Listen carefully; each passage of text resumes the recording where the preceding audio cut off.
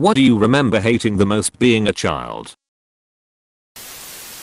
People making fun of me, grown up included. This is a big one for me too. It seems like the previous generation of adults loved to tease and make fun of us. I think maybe they thought we would grow up with thick skin. It doesn't work. Along that same vein, when adults would tickle and wrestle with me until I felt scared and overwhelmed was probably my most hated thing about being a kid. I had an uncle that would pinch my nose so hard it would make my eyes water. I hated it so much. Some adults are so immature. Edit. I'm glad we could talk about this issue. I had no idea so many people shared my anxiety about being pinched and tickled. Let's do better for our kids. I had a father who would make fun of anything I was remotely interested in or passionate about. He also used those things to create punishments. i.e., if I let my dad know I enjoyed something, it would be first on his list to threaten to take away whenever he got mad. Thanks, Dad. Then when they're old they act surprised you never share anything with them. Yeah. Totally don't know where I learned that from. Gosh. Huge surprise, never saw it coming.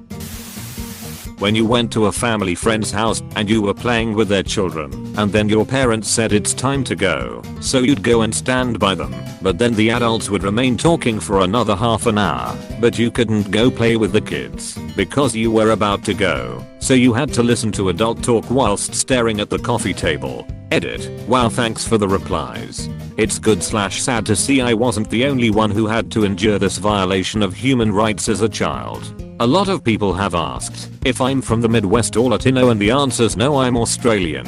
But it's very common here. I remember the absolute worst one was when I stayed overnight at my friend's house for his birthday and we were watching this new Pokemon series he had gotten for his birthday. Then my mum came and picked me up half an hour early and I had to sit in my friend's sister's room listening to mine and his mum talk about their childhood and ghost stories for an hour while my friend watched Pokemon in the living room. Worse when you do end up sneaking out under them to go play again. When they spot you, they tell you to come back, and they still aren't. RedditisLive or your siblings is doing this when we are ready to go. And then as soon as they are ready to leave, it's I've been waiting for half an hour. If any scenario ever happens like this to me as a kid, it would be at my grandparents'. The waiting is not 30 minutes. It's like an hour. I never really got to play on the playground with kids. I was either too shy or I was at the playground with my brothers. False accusations, but when you try to defend yourself you get told to shut up, or even worse, you get punished further. I'm an adult and you are a child. How could I be wrong at all? I remember this so much. So frustrating. It's like that scene from Matilda where Danny DeVito is berating her. I'm big, you're small. I'm right, you're wrong. The lack of freedom. I wasn't allowed to do a lot of things that I wanted to. I relate to this. But my lack of freedom wasn't because my parents had a lot of strict rules or anything. It was just that we lived in the middle of buttfuck nowhere and my mom hated driving, so I felt guilty asking her to take me places. It was exactly the same for me. Genuinely think it really screwed with my mental health, feeling so guilty all the time for asking for lifts. It was my parents' choice to move to the countryside and they ignored me when I begged them to move to a town or at least someplace with a bus stop. The cruelty of other kids. +1 for that, mate. Sorry you experienced it as well. It got better for me. Hopefully for you too. One of the craziest realizations I had was when I talked to my friend's mom about the bullying I was going through. She told me that she grew up with the parents of every single child who was saying and doing mean things to me. She said that their parents were never bright in school. They were lazy and just not good people in general. She said it wasn't surprising to her that their kids grew up to be little versions of their parents. She said they were just a product of their environment. Ever since she told me that, I felt sad for them every time they bullied me. Sad that their parents never provided them with the opportunity to be better. Edit. I asked his mom what happened to the nice people from her class, and she just said they went to college, got really good jobs, and moved far away from our shitty little town. I wasn't bullied in any way that would make for an interesting story, but I was getting plenty underscore at home from my stepfather, so when I got the normal cruelties of children in school I was just so emotionally frazzled that I reacted to it worse than I should have.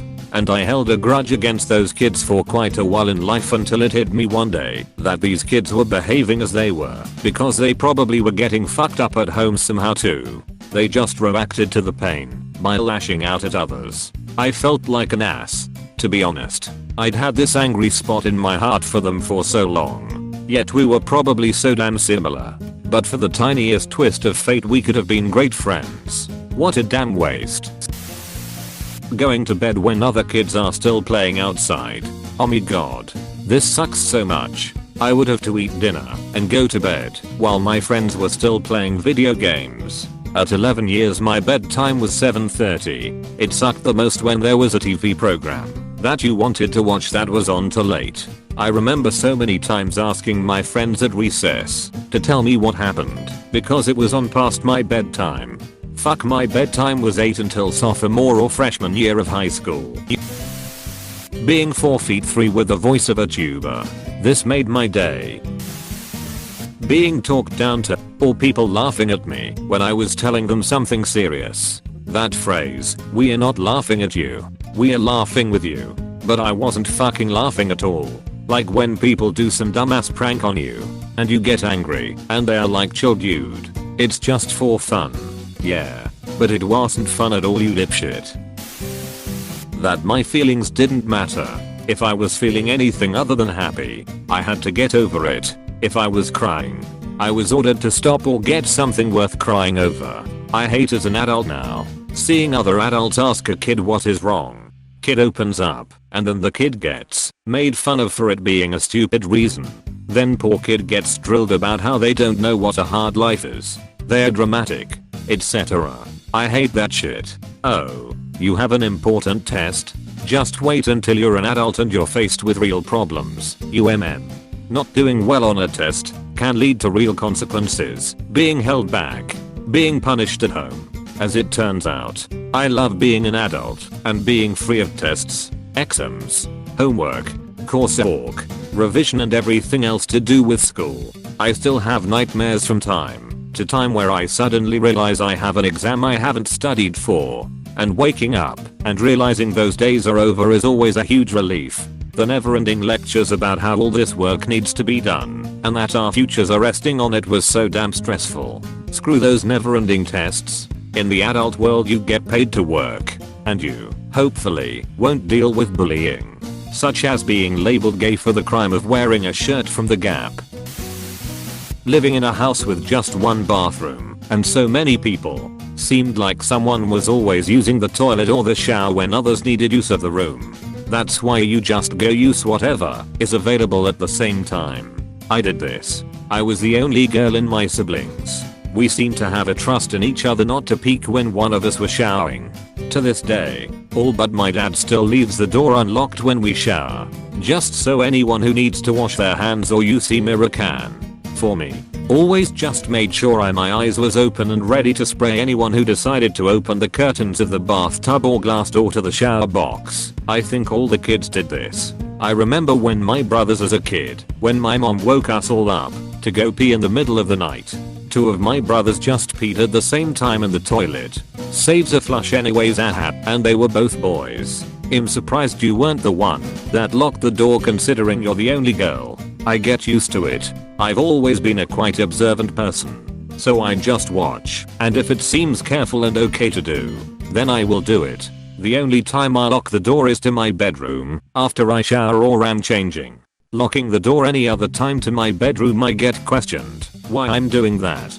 So from being questioned so much and not wanting to be questioned as my family questions me on nearly everything I do, as I kid, I just did what they said or allow. I never can win in any arguments with my family, even if I'm right. My youngest brother found a way to accidentally break into my bedroom door with his butt force when I had it locked after showering as a kid, but thankfully I was all dressed up.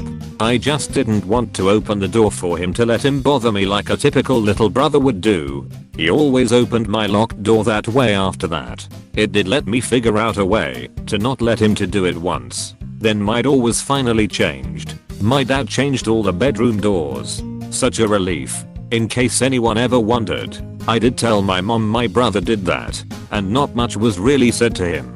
She just lets him do it. My mom lets my youngest brother do whatever he wants. Spoiled kid. My youngest brother would have been the only one who would want to look at me naked.